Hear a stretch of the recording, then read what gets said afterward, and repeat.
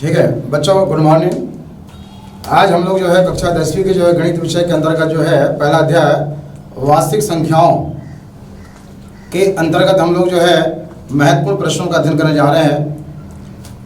इस अध्याय में कुल जो है 7 नंबर के प्रश्न आने वाले हैं और उसका जो है ब्लूप्रिंट इस प्रकार से है। 1 अंक का जो है केवल एक प्रश्न आएगा, 2 अंक का एक प्रश्न आएगा और 4 अंक का एक आने वाला है।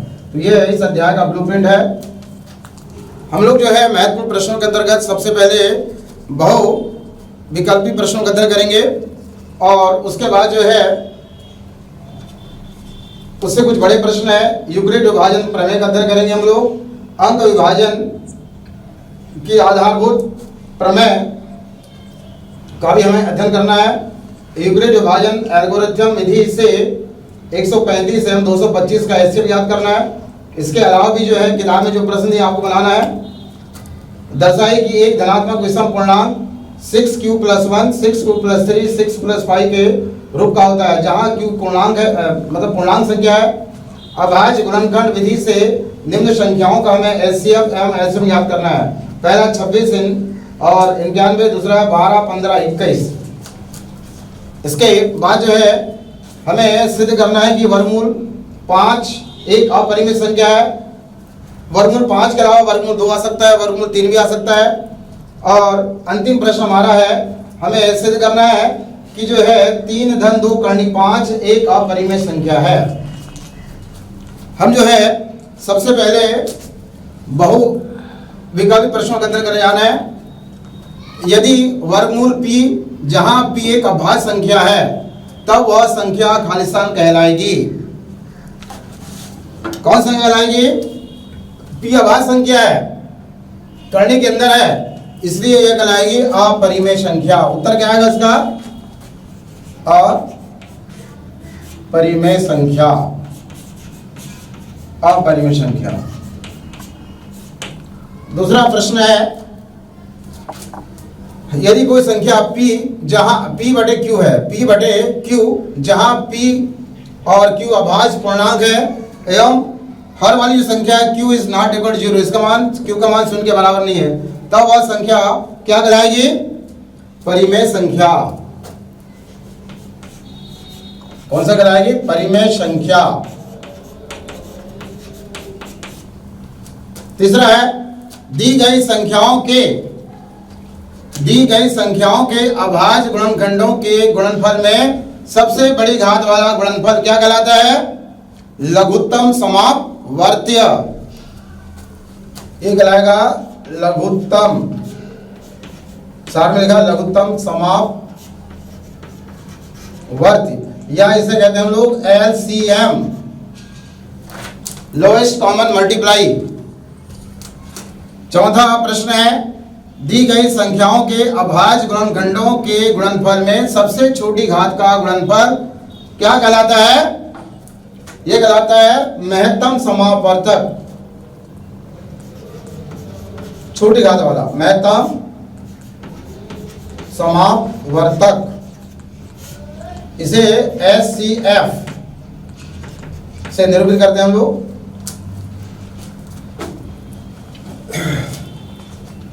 एक सिद्ध किया गया कथन का अन्य कथनों में सिद्ध करने के लिए प्रयोग किया जाता है, क्या कहलाता है? प्रमेयिका कहते हैं उसे हम लोग। क्या कहते हैं हम लोग? प्रमेयिका।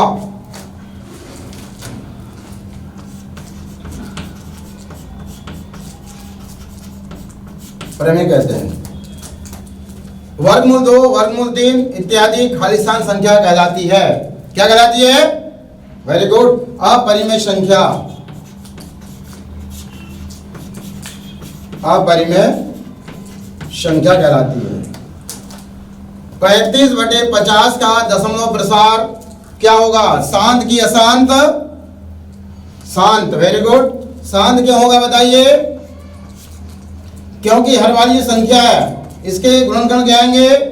2 × 5 × 5 बराबर 2 की घात 1, 5 की घात 2, यानी किस रूप में बताइए? 2 की घात m × 5 की घात n के रूप में है। यदि हर वाली संख्या के गुणनखंड जो है 2 की घात जो है m और 5 की घात n के रूप में आ रहा है तो उसका दशमलव प्रसार क्या होगा, शांत होगा। इसी प्रकार से 31/343 का दशमलव प्रसार क्या होगा, इसमें इकाई में देखिए शून्य या सम संख्या नहीं है तो इसका दशमलव प्रसार क्या होगा, अशांत होगा, अशांत एवं आवृत्ति, क्योंकि इसका दशमलव प्रसार जो है 2 की घात m और 5 की घात n के रूप में नहीं है, इसलिए इसका दशमलव प्रसार क्या होगा, अशांत। दो संख्याओं का गुणनफल 32 एवं एलसीएम 8 है तो उसका एलसीएम कितना होगा, हमारे पास सूत्र है बच्चों, बताइए, a गुणित b बराबर क्या होता है, एचसीएफ गुणित एलसीएम होता है। संख्याओं का गुणनफल कितना है बताइए, 32, हमें एलसीएम ज्ञात करना है, एलसीएम दिया 8, 32/8 बराबर एचसीएफ, 8 एक 8, 8 चौके 32, 4 बराबर क्या आ गया, एचसीएफ, कितना आ गया, 4 आ गया एचसीएफ। अर्धभाग से परीक्षा में पूछा गया था प्रश्न वाला, इसका मान आया 4, उत्तर चलिए यहां लिख रहे हैं 4।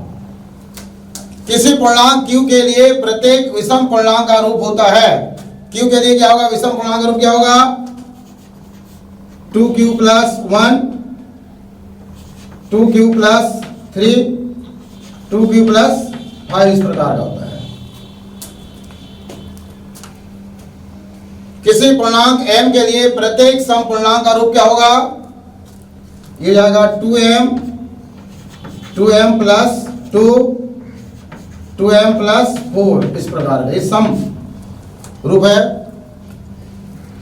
एक अशून्य परिमेय संख्या, जो परिमेय संख्या शून्य नहीं है, उस परिमेय संख्या का अपरिमेय संख्या में गुणा किया जाए या योग किया जाए या घटाया जाए या भाग दिया जाए, हमेशा उसका मान क्या होगा, वेरी गुड, अपरिमेय संख्या क्या होगा,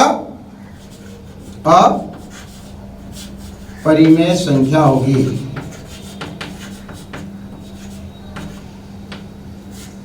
तो ये थे अध्याय नंबर 1 के जो है बहु विकलित प्रश्न, इनमें से जो है या इनके अलावा भी जो है 1 नंबर का प्रश्न आ सकता है।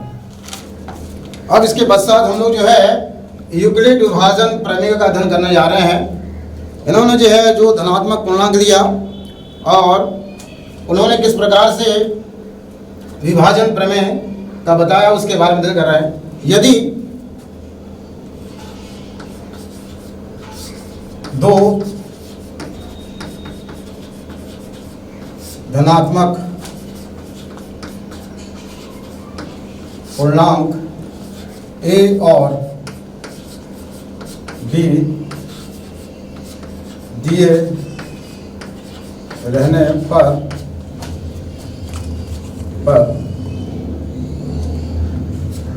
एक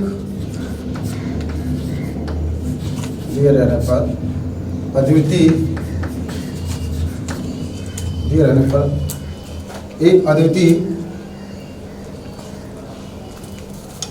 दिए रहने पर, एक की जगह ऐसी कर सकते हैं हम लोग, ऐसी दिए रहने पर ऐसी अद्वितीय दो धन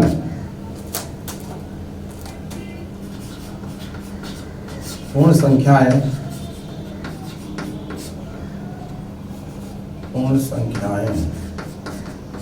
Q और R इस प्रकार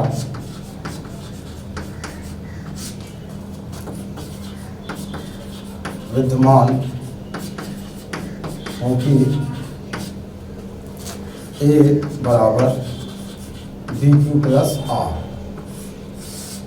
यह जो है यूक्लिड विभाजन प्रमेय का है, जहां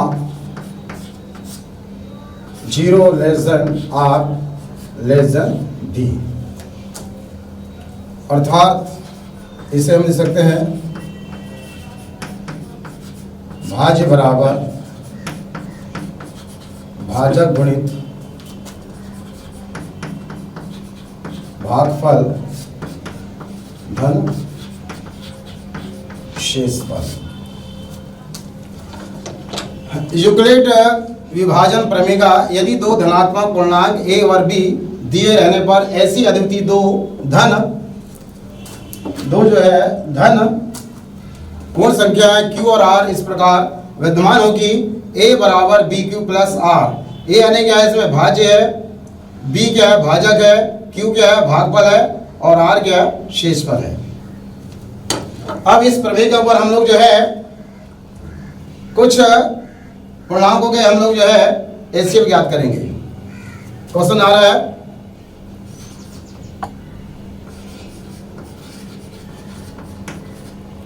यूक्लिड विभाजन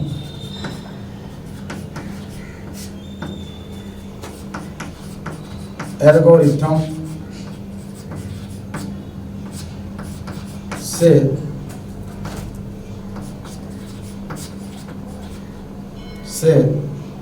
का मतलब प्रयोग कर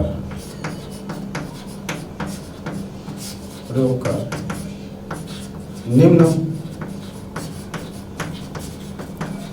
संख्याओं का एचसीएफ ज्ञात कीजिए। संख्या है 135 और 225। यूक्लिड विभाजन एल्गोरिथम विधि से हमें जो है 135 और 225 का एचसीएफ ज्ञात करना है। इसे कर रहे हैं, चूंकि 135 छोटा है 225 से, इसलिए क्या हो जाएगा बताइए, भाजक बराबर 135 भाज्य बराबर 225 होगा। हम जो है प्रथम चरण ले रहे हैं। प्रथम चरण में 135 का भाग देंगे 225 में, कितना हो जाएगा बच्चों, एक बार जाएगा 135 घटाइए, 5 गया 0, 2 के 12, 12 में से 3 गया 9। अब ये जो है इस शेषफल आ गया 90 आ गया। भाग की प्रक्रिया करते जा रही है जब तक शेषफल का मान 0 ना आ जाए। द्वितीय चरण में क्या करेंगे हम लोग, अब ये 90 जो है क्या बन जाएगा, भाजक, और जो भाजक था बन जाएगा भाज्य 135। 90 का भाग दिया 135 में कितना हो जाएगा, एक बार गया 90 एकम 90, घटाइए 5, 3 के माने 13, 13 में हो गया 4, 45। ये प्रथम चरण है और ये द्वितीय चरण है। अब आगे हम ले रहे हैं तृतीय चरण।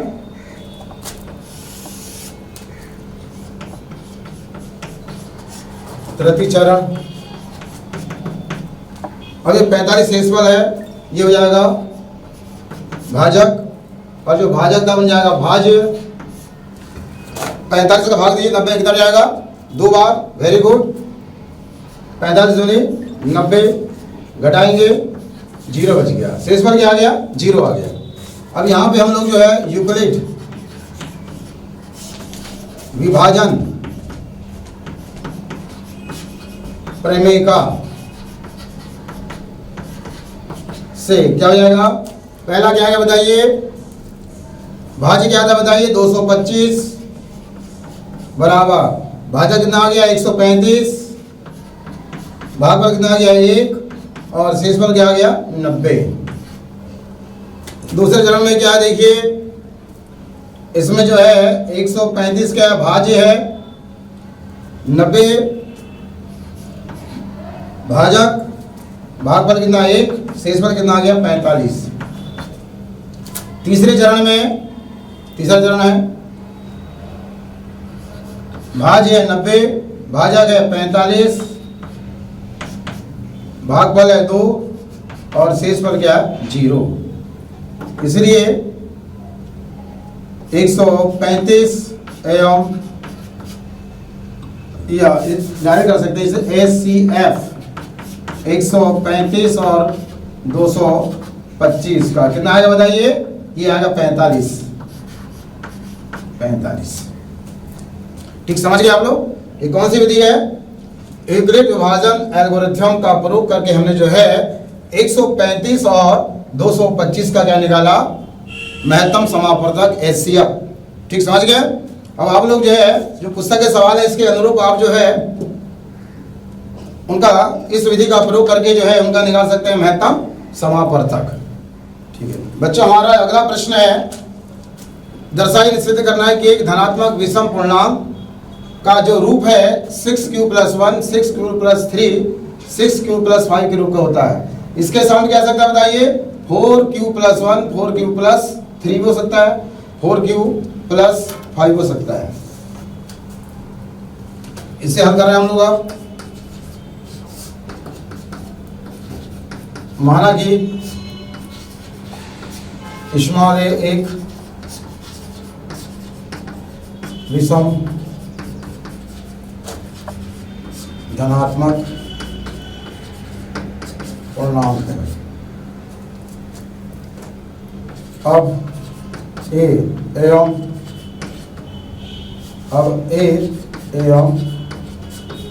b बराबर 6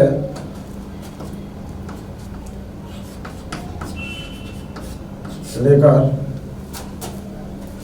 यूक्लिड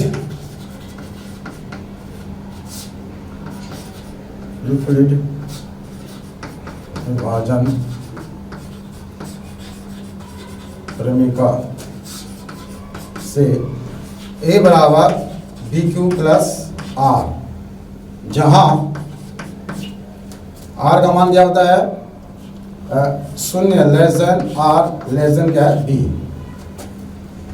चूंकि B बराबर कितना है? 6, तब R के मान क्या होंगे बताइए?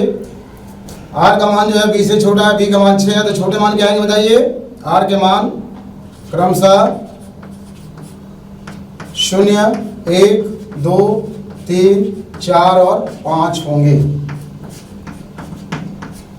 हम इसको बना लेंगे समीकरण नंबर 1। समीकरण नंबर 1 में क्रमशः b बराबर 6 एवं r बराबर 0, 1, 2, 3, 4, 5 रखने पर क्या हो जाएगा बताइए? मान रखिए पहले a बराबर 6q प्लस क्या आएगा? 0। फिर आएगा a बराबर 6q + 1। फिर आएगा a बराबर 6q + 2 रखा तो 2 आएगा। a बराबर 6q + 3, a बराबर 6q + 4 और a बराबर 6q + 5। अर्थात a बराबर क्या हो गया? मान क्या होंगे बताइए? 6q + 0 यानी 6q आएगा, इसके बराबर 6q लिख सकते हैं हम लोग। दूसरा है 6q + 1, 6q + 2, 6q + 3, 6q + 4 और 6q + 5। चूंकि स्मॉल a क्या है बताइए? एक विषम धनात्मक पूर्णांक है। चूंकि a एक विषम धनात्मक पूर्णांक है, इसलिए a के मान 6q + 1, 6q + 3 विषम संख्या है और 6q + 5 के रूप में होंगे। ठीक समझे? इसके पश्चात हम लोग अध्ययन करने जा रहे हैं अंक विभाजन का आधारभूत प्रमेय। इस प्रमेय के अनुसार प्रत्येक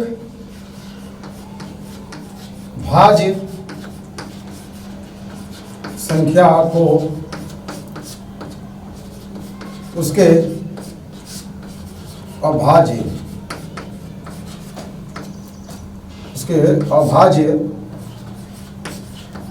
गुणनखंडों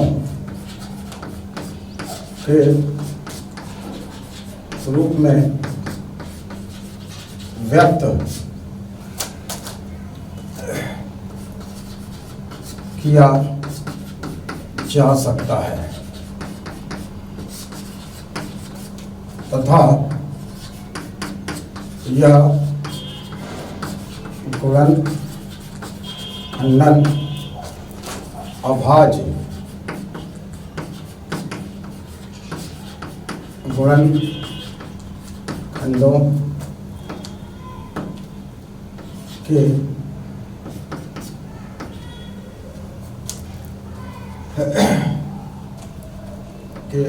बिना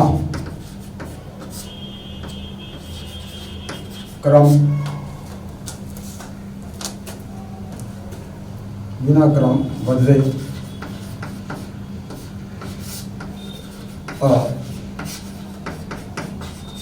अद्वितीय रहता है।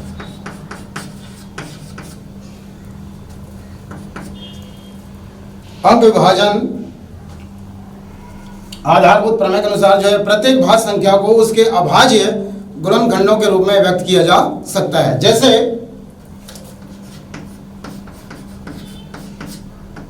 पहला 4 गुण संख्या बताइए, भाज्य संख्या है, इसके क्या है गुणनखंड 2 गुणित 2, 2 गुण संख्या है, अभाज्य संख्या है। इस प्रकार से 6 भाज्य संख्या है, 2 गुणित 3, 2 की घात 1, 3 की घात 1। इस प्रकार से मान लीजिए 20 भाज्य संख्या है तो क्या आएगा 2 गुणित 5, 2 की घात 2 और 5 की घात 1। ये सभी अभाज्य संख्या है। सूत्र आएगा देखिए अब इसके लिए, यदि स्मॉल a और स्मॉल b 2 धनात्मक पूर्णांक संख्याएं हैं तब a गुणित b बराबर HCF गुणित LCM होता है। दो संख्याओं का गुणनखंड बराबर उन संख्याओं का जो है महत्तम समापवर्तक और जो है लघुत्तम समापवर्तक गुणनफल के बराबर होता है। क्वेश्चन हमारा है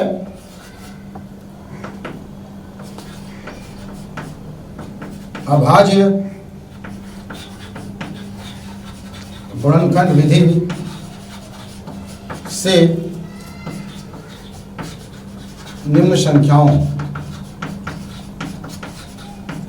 का HCF एवं LCM ज्ञात कीजिए। फर्स्ट में है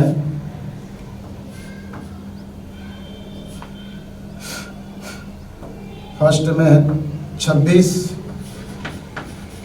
91, सेकंड में है 12 15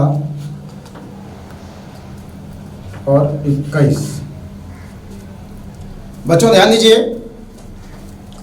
हमें जो है धनात्मक पूर्णांकों का जो है चाहे महत्तम समावर्तक ज्ञात करना है चाहे लघुत्तम समावर्तक ज्ञात करना है। सबसे पहले हम उनके क्या निकालना पड़ेगा, गुणनखंड निकालना पड़ेगा।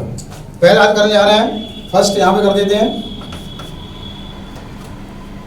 26 के निकालिए गुणनखंड, 2 का भाग जाएगा, कितने बार गया 13 बार। फिर 13 अभाज्य संख्या है, 13 में 13 भाग जाएगा 1 बार। हम क्या लिख सकते हैं बताइए, 26 बराबर 2 गुणित 13। दूसरी संख्या हमारे पास है 91, इकाई में 1 है, भाग किसका जाएगा बताइए आप, किसका भाग जाएगा 7 का भाग जाएगा। 7 एकम 7 बच गया 2, 7 3 21, फिर 13 में 13 भाग जाएगा 1 बार।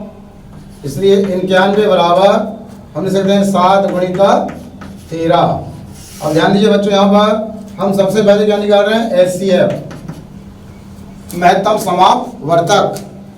यानी क्या होता है, दिए गए पूर्णांक के गुणनखंडों में जो गुणनखंड क्या हो वो घनिष्ठ हो और उसकी घात क्या हो न्यूनतम हो, वह कहलाता है महत्तम समापवर्तक।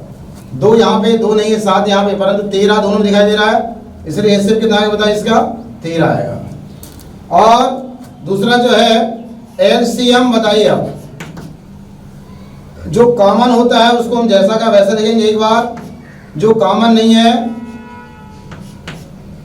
इसकी जोड़ी दिख रही है नहीं है, 2 की जोड़ी और 7 की जोड़ी नहीं है, बराबर ये आएगा 13 गुणित जो है 14, 14 दिया 42 की 2 हाथ से 4, 14 एकम 14 और 4 18, 182। 182 के आगे बताइए लघुत्तम समापवर्त आ गया। 14 दिया 42 की 2 हाथ 4, 14 एकम 14 और 4 18। ठीक समझिए आप लोग। ठीक है बच्चों, हमारा अगला प्रश्न है अभाज्य गुणनखंड विधि से निम्न संख्याओं का हमें एचसीएफ एवं एलसीएम ज्ञात करना है। संख्या है 12, 15 और 21। अभाज्य गुणनखंड विधि से, अभाज्य गुणनखंड विधि से जो है हमें महत्तम समापवर्तक और लघुत्तम समापवर्तक ज्ञात करना है। तो क्या करना पड़ेगा अपने को, संख्याओं का निकालना पड़ेगा गुणनखंड। हम 12 निकाल रहे हैं, 2 का भाग दीजिए, 2 दिया 6, फिर 2 का भाग जाएगा 6 में कितना बार गया 3 बार, 3 में 3 का भाग कितना जाएगा 1 बार। हम क्या लिख सकते हैं 12 को 12 बराबर 2 गुणित 3। इसी प्रकार से अगली संख्या है 15 है, 15 के निकालिए गुणनखंड आप। इकाई में जो है 5 है, 3 का भाग जाएगा 3 पंचे 15, 5 में जो है 5 का भाग जाएगा 1 बार। 15 को क्या लिख सकते हैं गुणनखंड क्या आ गया इसके 3 गुणित 5। अगली संख्या क्या है बताइए 21 है, 21 का निकालिए गुणनखंड, 2 का भाग जाएगा 3 का जाएगा 3 सत्ते 21, 7 में 7 का भाग जाएगा 1 बार, अभाज्य संख्या है। तो ये आ गया 21 बराबर 3 गुणित 7। अब क्या निकालना देखिए आप, सबसे पहले निकालना एचसीएफ। अब देखिए बच्चों 12, 15 और 21 संख्याओं के गुणनखंडों में कौन सी संख्या अवश्य दिखाई दे रही है आपको 3, 3 और 3, और घात क्या है सबसे छोटी इसकी घात। छोटी घात का मतलब ये है, देखो इस प्रकार से हम लोग 3 गुणित 2 की घात 2 ऐसा है, यहाँ पे 3 की घात 1 और 5 की घात 1 है, ये 3 की घात 1 और 7 की घात 1। तो एलसीएम कितना आएगा बताइए 3 आएगा। और एलसीएम क्या आएगा बताइए, इसका एलसीएम कॉमन 3 है, 3 को लिखा हमने, और उसके बाद जो है 2 गुणित 2, 5 गुणित 7 कॉमन नहीं है, 3 दूनी 6, 6 दूनी 12, 12 पंचे 7 गुणित 7, 7 सुन 7 छिंग 42, 420 कहलाएगा इसका लघुत्तम समापवर्त। ठीक समझिए आप लोग। अगला प्रश्न है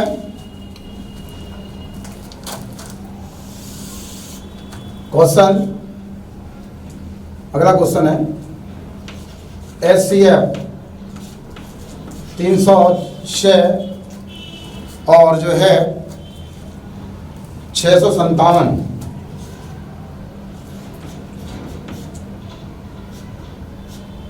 बराबर 9 दिया गया है। तब एलसीएम 306, 657 ज्ञात कीजिए। ज्ञात कीजिए, इसे हल करेंगे हम लोग।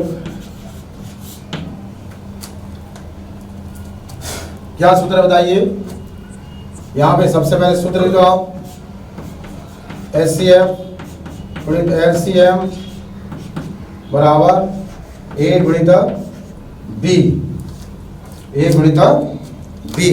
और बताइए बच्चों ए गुणित बी की जगह क्या बताइए, ए का मान कितना है 306, बी का मान क्या है 657, एचसीएफ का मान दिया है आपको 9 दिया है, तो ये आएगा 9 गुणित LCM किसका लगा रहे हैं हम लोग 306 657 ए का मान है 306 और 657। अगला स्टेप में क्या आएगा 9 का करेंगे पक्षांतर गुणा है तो यहाँ हो जाएगा LCM 306 657 बराबर 306 गुणित 657 बटे क्या होगा 9।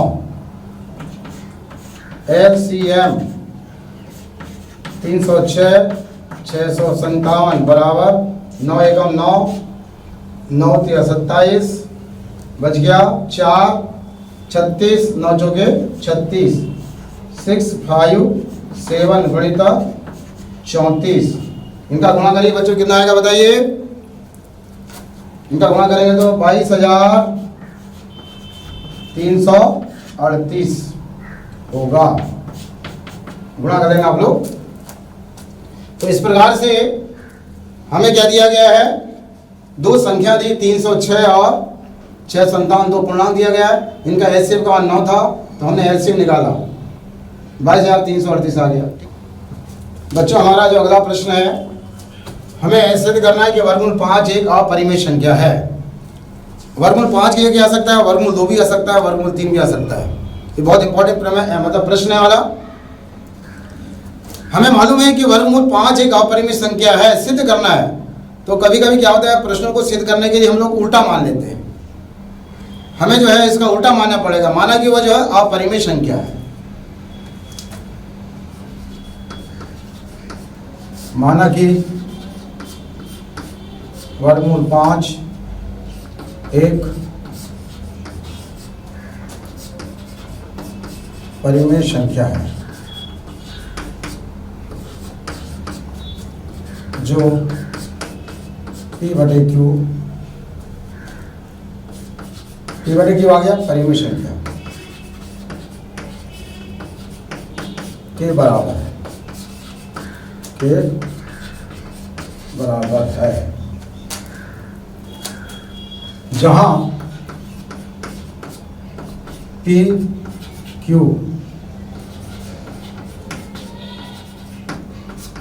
पूर्णांक है एवं Q is not equal to 0। Q का मान 0 के बराबर नहीं है और P एवं Q का एक को छोड़कर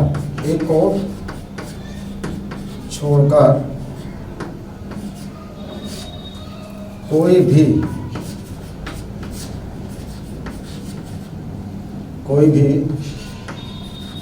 उभयनिष्ठ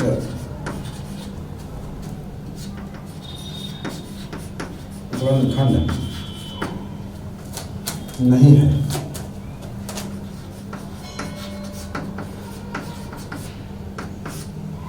जहां P और Q पूर्णांक है, Q का मान 0 के बराबर नहीं है और हमने मान लिया P और Q के जो है कोई भी एक को छोड़कर कोई भी उभयनिष्ठ गुणनखंड नहीं है।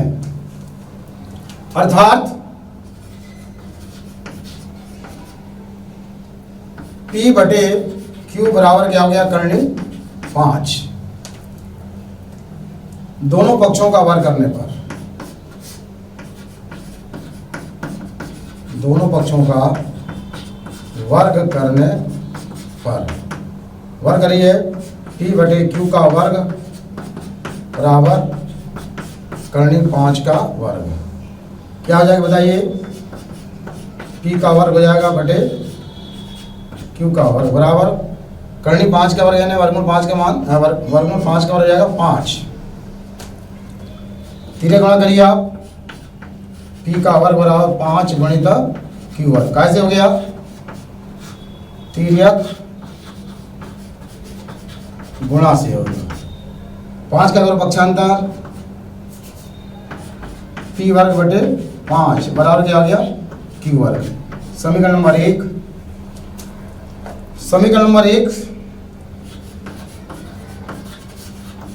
1 से स्पष्ट है कि P वर्ग 5 से विभाजित हो रहा है, इसलिए P 5 से विभाजित होगा। P वर्ग 5 से विभाजित हो रहा है, इसलिए P भी जो है 5 से क्या होगा, विभाजित होगा। ठीक समझ गए इतना? आगे देखिए आप, माना कि P बराबर 5 के, आपको ध्यान देना है, यदि यहाँ पे जो है वर्गमूल 2 आ गया तो क्या करेंगे, P बराबर 2 के मानेंगे। वर्गमूल 3 है तो क्या करेंगे, 3 के मानेंगे। 5 है तो क्या माना, 5 के। 5 के जहाँ के एक पूर्णांक है। समीकरण नंबर 1 में P बराबर 5 के रखने पर, देखिए बच्चों समीकरण नंबर 1 क्या है, P वर्ग बटे 5 बराबर क्या है, Q वर्ग। P का मान कितना है, 5 के, तो ये आएगा 5 के का वर्ग, हर में क्या बताइए, 5 बराबर में क्या, Q वर्ग। समझ गए इतना आप लोग? बताइए 5 के पूरे का वर्ग, संख्या गुणा की है तो ये रहेगा 5 का वर्ग 25, 5 वर्ग कितना होगा, 25 के का वर्ग बटे क्या आएगा, 5 बराबर Q वर्ग। काटिए, 5 से काटिए आप, कितने बार कटेगा, 5 बार, तो ये आ गया 5 के वर्ग बराबर Q वर्ग। 5 का करो पक्षांतर गुणा यहाँ पर, तो K वर्ग बराबर Q वर्ग बटे 5। इसको बना ली समीकरण नंबर 2। अब देखिए समीकरण नंबर 2 से स्पष्ट है कि Q वर्ग, ये वर्ग है, Q वर्ग 5 से विभाजित हो रहा है। Q वर्ग क्या सवाल है, 5 से विभाजित हो रहा है, इसलिए Q 5 से विभाजित होगा। ठीक समझिए इतना आप लोग? अब देखिए यहाँ पे 5 से विभाजित हो रहा है, P वर्ग Q भी और P भी विभाजित हो रहा है, इसका मतलब क्या है, सार भाजक है। क्या है, सार भाजक यानी उनका उभयनिष्ठ गुणनखंड है 5। तो क्या हमने माना था पहले कि जो है P और Q का एक को छोड़कर कोई भी उभयनिष्ठ गुणनखंड नहीं है। यहाँ लिखेंगे जो हमारी मान्यता के विपरीत है। हमने क्या माना था कि P और Q का एक को छोड़कर कोई भी उभयनिष्ठ गुणनखंड नहीं। यहाँ पे क्या आ रहा है, 5 आ रहा है, जो हमारी मान्यता के विपरीत है। इसलिए वर्गमूल 5 एक अपरिमेय संख्या है, एक अपरिमेय संख्या है। समझ गए आप लोग?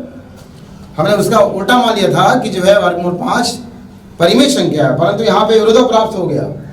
एक को छोड़कर जो है 5, इसका क्या आ गया, उभयनिष्ठ गुणनखंड आ गया, जो हमारी मान्यता के विपरीत है। हमारी मान्यता गलत हो गई, इसलिए करनी 5 एक अपरिमेय संख्या होगी। ठीक है बच्चों, हमारा जो अगला प्रश्न है, सिद्ध करो कि जो है 3 घन 2 करनी 5 अपरिमेय संख्या है। हमने आपको पहले ही बता चुका है कि परिमेय संख्या में किसी भी अशून्य संख्या का यदि गुणा किया जाए, योग किया जाए, या घटाया जाए, या भाग दिया जाए, तो उसका मान हमेशा क्या होता है, अपरिमेय हो रहा है। यहाँ पे देखिए करनी 5 अपरिमेय संख्या है, 2 का गुणा हो गया तो पूरी अपरिमेय संख्या है, उसमें एक परिमेय संख्या योगफल हो रहा है 3 घन 2 करनी 5, तो यह भी एक अपरिमेय संख्या होगी। हमें सिद्ध करना है। अब इसका विपरीत मान लेंगे। माना कि 3 घन 2 करनी 5 एक परिमेय संख्या है जो P/Q के बराबर है।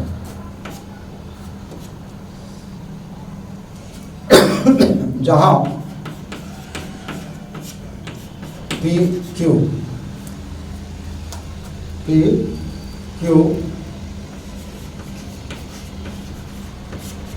पूर्णांक है एवं Q is not equal to 0। Q is not equal to 0। Q का मान 0 के बराबर नहीं है, अर्थात 3-2 करनी 5 बराबर क्या माना हमने, P/Q मान लिया। अब देखिए ध्यान से, यहाँ पे 3 क्या धनात्मक है, तो करो पक्षांतर, 3 का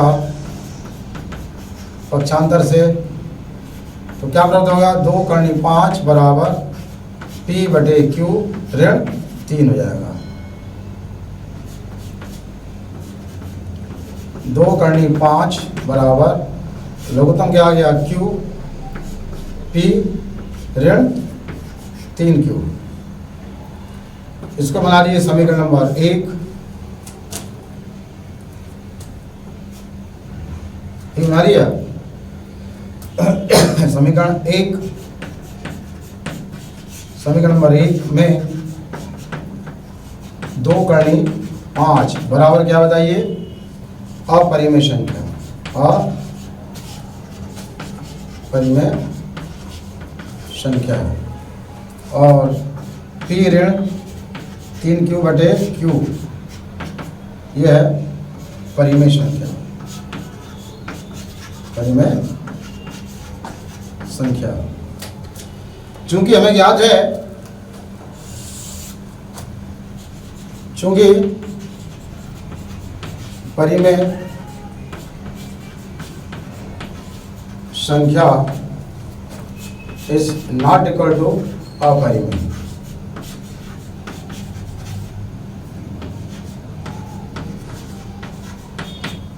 हमें याद है कि परिमेय संख्या जो है कभी भी अपरिमेय के बराबर नहीं होती, या परिमेय संख्या परिमेय के बराबर नहीं होती।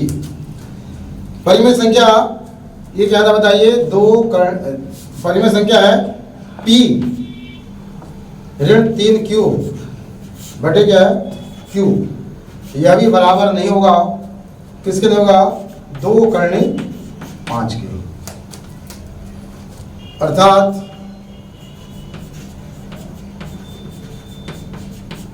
हमारी मान्यता गलत है। इसीलिए 3-2 करनी 5 एक अपरिमेय संख्या है। ठीक समझिए। इस प्रकार से बच्चों आप जो है आगे भी सिद्ध कर सकते हैं कि जैसे 1/2 यह भी एक अपरिमेय संख्या है, या 3 करनी 5 को भी आप सिद्ध कर सकते हैं एक अपरिमेय संख्या है। इसी विधि का प्रयोग करके आप बना सकते हैं इसको भी। ठीक समझ गए आप लोग।